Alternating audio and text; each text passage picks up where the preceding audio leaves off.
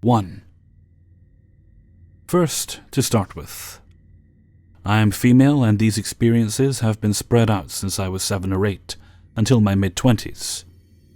Call me crazy if you like, but I know what I have seen. Let's start with a bit of backstory. My aunt and 2 cousins lived in a home that my family later moved into, when my aunt and cousins moved states. While they lived there, my younger cousin let it slip about a man, who would stand in his doorway and watch him sleep. My aunt, alarmed, questioned him and the older cousin about this. Younger cousin would say he was never afraid of this man, but felt comfortable, and my aunt could never find any break-in situations, so she thought maybe it was just a kid's imagination. One night she got up to use the bathroom, and a shadowy figure walked away from the cousin's room and towards the kitchen. She could see through it. Needless to say, she ran back to her room, and there was no bathroom break that night. After that, they named him Mr. Frisky. I have no idea why, and they just dealt with him. Now on to my experiences, and one that happened to my mom after we moved in. First, I had one of those stuffed troll dolls that you could squeeze its belly, and its eyes would light up. I specifically remember that it had orange hair and orange eyes. One night when I was lying in bed, I looked down at the foot of my bed and saw glowing red eyes, not orange. I was terrified, so I did the only reasonable thing I could do: cover myself with the blanket and hope the monster couldn't see me. I ended up falling asleep and moved the doll to the other side of the room after that. It never happened again. I almost felt like maybe he was trying to play with me, and realized he scared me instead, since my room was obviously the younger cousin's room. Maybe. Who knows? Second, I was playing with my friend, who lived 2 doors down while my mom was at work, as I usually did during the summer. I was supposed to come home when my mom got home from work, so I could check the house occasionally. One time when I checked, I was looking at the back of the house as I could see the driveway. Mom's car was not there, but I saw the curtain move from the side of the sliding glass door, as if someone had pulled it back a bit to look out. Even though my mom's car was not there, I thought that maybe something happened to the car and someone drove her home. Nope, no one was there. Doors were locked and windows were still closed tight. I kept a close eye on the house till she got home a little bit later and told her. After checking the house, no one was there. I know I saw the curtain move. At a height a bit taller than my mom. Maybe Mr. Frisky just wanted to check the weather. Third, I was in the living room watching TV when Mom came home from work. She went to take a shower. I heard her yell for my dad, but he wasn't home yet. I walked to the bathroom door and cracked it open to let her know Dad wasn't home. In a panicky voice, she asked me if I had been in the bathroom. I told her no, that I hadn't moved from the TV, till she yelled. She said someone grabbed her ankle. I stood in the doorway as she got out and checked the house. No one again. Later that night, the bruise started forming. It was hand-shaped, right around her ankle. Fourth, I was sleeping on the couch instead of my bedroom that night. As I was almost asleep, the stereo came on and scared me. I quickly got up and turned it off, then started digging under the cushions for the remote because surely I must have been laying on it. I found it all right, with no batteries in it. There is no way I could have turned it on by rolling over on top of it. I was a bit scared, but said aloud, "Mr. Frisky, you scared me. Please don't do it again." After that, nothing happened again that I can remember, and we moved from there when I was 12 or 13. Something to add, besides these cases, I never once felt afraid in the house, not in the dark, not if I was home alone. Never. Now for my last bit. This happened in my dad's house. Not to confuse, my parents divorced before moving from the earlier mentioned home. Mom to her new place and Dad to his. His house. You could not pay me to stay there alone at night. Even this day, I was scared to even walk to the bathroom that was right beside my room. Something about the darkness there just felt wrong, very wrong. Nothing happened to me, thankfully, but I was still very uncomfortable. My stepmom swears that she saw someone walk from the bedroom to the kitchen. Since it was late, and the only light on was from the TV, she thought it was my dad, so after calling his name, and not getting a response, she got up to see. No one was there. I think that is all she ever saw. My boyfriend at the time had slept over in the living room, and he said it sounded like someone was walking around him all night long, and it sounded like they were shaking a pill bottle. He never stayed again. After they moved, though, the house was rented out. The new people stayed maybe a month or two. Apparently the wife was setting the kitchen table and had walked out of the room for a short time. When she came back, everything was back in the cabinet. She was so scared that they moved out immediately. To this day, 4 or 5 years later, the house is still empty. Oddly enough, it still has power to it, because I pass it on my way home and the bedroom light and living room light is always on. 2. My name is Dave, and I'm 26, living somewhere in Montgomery County, Maryland. My best friend David, yes, I know, he and I have been doing studies on our neighborhood's local history since we grew up here. Specifically just the underground stuff. Stuff our local historical society won't take. We're looking for the weird shit. It was about midnight, and David and I were walking our dogs from my house back to his. 10-minute walk. There was a confrontation between my dog and this gentleman's dog. We first got upset with each other, but things calmed down. The man, we'll call him Dan, and I ended up shooting the shit for 2 hours. Good conversation makes time fly. Dan looks around late 60s. He recognizes David because it turns out he lives right across the street. Now let me back up.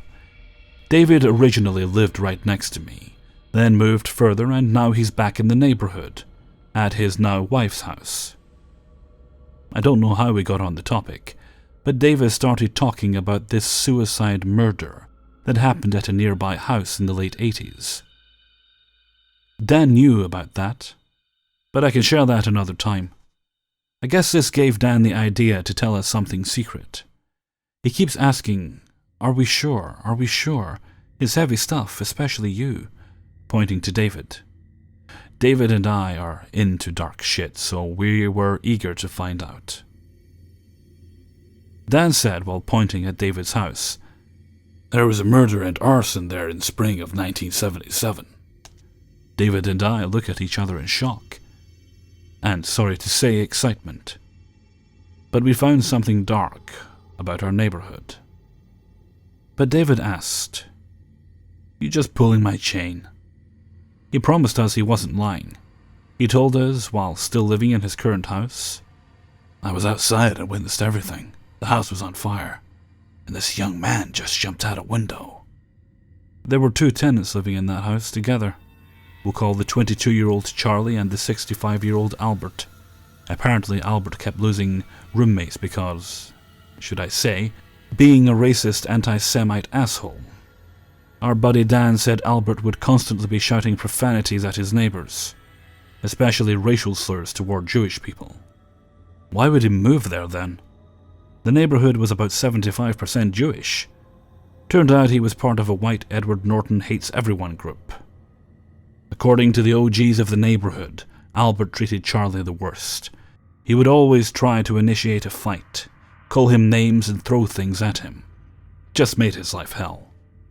One day in the spring of 1977, Albert came home, smacked Charlie multiple times, and then headed over to his bedroom and plopped backwards onto his bed. This finally put Charlie over the edge. He went into the room and shot Albert twice and slit his throat and set the house on fire. The flames went up faster than he thought, and he had to book it. He jumped out of the 2-story window and broke his leg. Charlie was eventually taken to jail. David shouted, That explains the burn marks of wood in the corner of our bedroom. I always wondered. Blew my mind. Charlie served 2.5 years in jail. Don't know why he only got 2. He is now practicing dentistry still in our county. We did our heavy searching and found one article from May 21st, 1977. David tells me later while I'm going to walk back to my crib. He said, "Don't tell my wife about any of this or she'll want to move." I said, "Why would she want to move? She had already lived there for years." He said when he first moved in, weird things would happen. Certain areas of the rooms would instantly give him migraines. He sometimes experienced light to heavy nudges with no one around. But he always thinks of a reason how it isn't a ghost.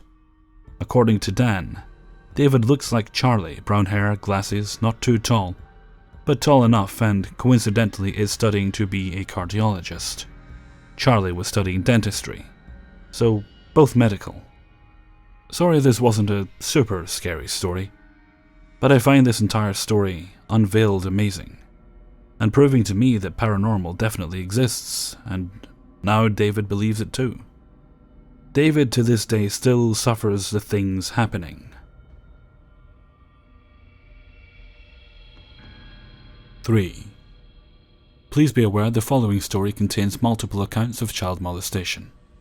Caution is advised. This story takes place in San Francisco in the early 70s, and no names have been changed. I'm a 46-year-old female, and this happened to me when I was 3 or 4 years old. It's hard for me to write this, but I feel that I must, for my sanity and the sake of others.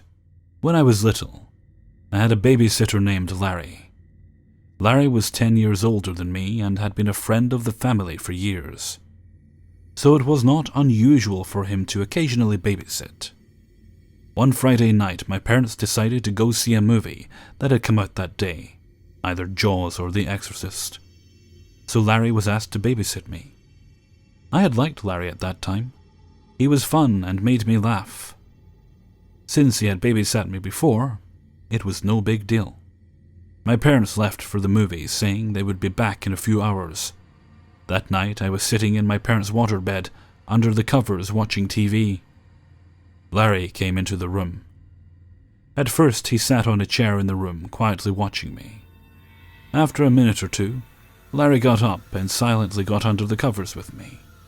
I ignored him and continued watching some show about animals, Wild Kingdom, I think. He just sat there for a few moments saying nothing. Then I felt his hand on my leg. He scooted closer, his hand moving up my leg and under my skirt. I was wearing a shin-length dress and grabs my underwear.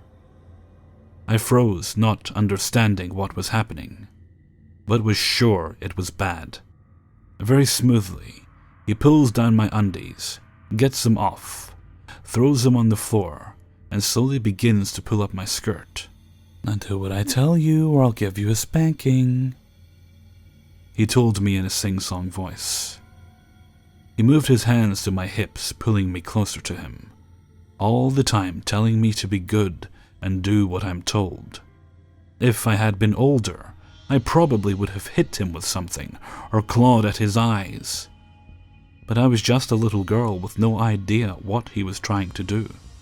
So I just sat there under the covers, still frozen, shocked and confused, when I felt something on my leg. It felt like a warm, dry slug that slowly inched its way up my thigh. Feeling that nasty thing on me snapped me out of my shock.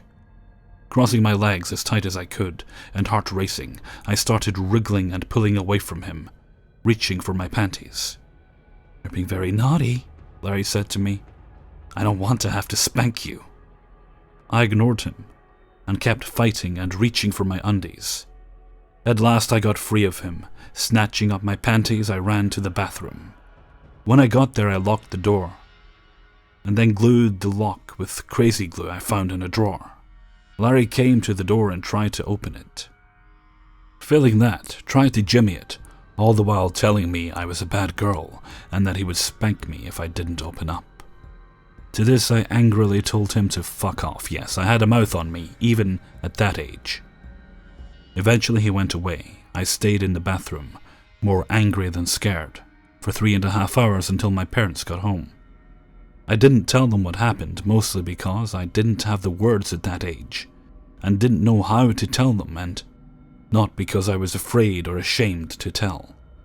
Needless to say, I never let Larry near me again, and would throw stuff at him, and even splashed ammonia on him once when he tried to approach me. I would also throw an almighty tantrum when my parents would ask me if I wanted Larry as a sitter. My parents, who thought I was just being rambunctious and preferred a girl sitter to a boy, agreed to my wish for a different sitter.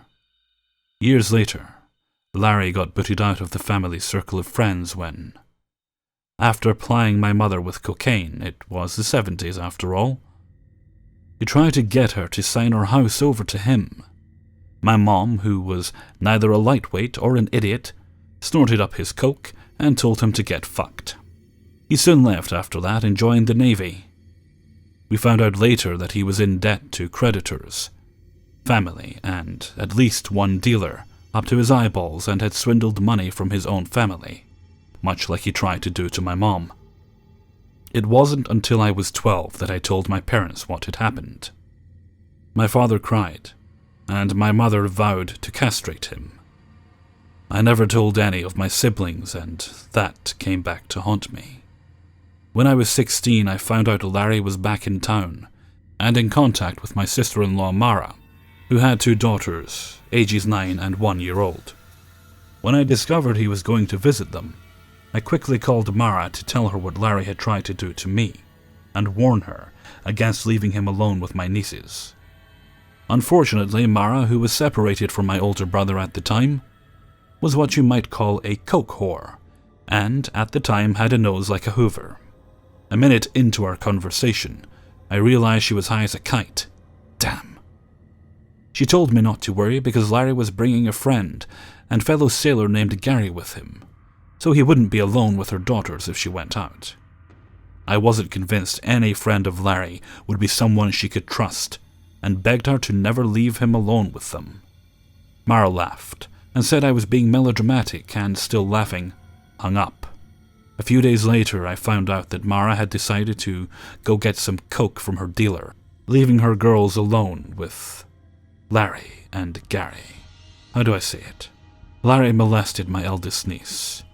He used his hands and not his penis. Cold comfort, that. While Gary held her. Mara only found out when my niece complained that she hurt down there a couple of days later. By then, Larry and his buddy were long gone back to their ship. I felt like I had failed my niece and called Mara. When I later talked to her, she claimed that I never told her about Larry, and that she had no recollection of our conversation, and that what happened was unfortunate. But how could she have known? That's her story. Maybe she was such a coke whore and had been so high that she hadn't really listened to what I was warning her about. But that would be too charitable in my opinion. But I think it's more likely that she's a lying bitch who decided cocaine was more important than her children's safety, and her daughter paid the price. Mara never reported it, I think because she was afraid of getting busted for the coke and didn't want child services to take her kids away. So Larry got away with what he did to my niece. My niece never got counseling for what happened to her, despite my begging, and Mara pretended it never happened. This resulted in my niece having psychological problems, self-mutilating, and major behavioral problems that still exist to this day. Mara, for whatever reason, blamed my brother for a lot of it. And since he didn't do anything to help her either, I can't say she's completely wrong. My niece and I are no longer in contact, due to her stealing from me and hitting on my husband. She is now a drug-addicted prostitute somewhere in Seattle, Washington. Mara divorced my brother and is now remarried in another state, with a new daughter. I learned later on that Larry got married, and now has children of his own. I shudder with horror at the thought of what might have happened to them. I only hope he isn't an incestuous perv, but I won't count on it. To Mara, I wish you had cared for your kids more than yourself. and hope we never meet again.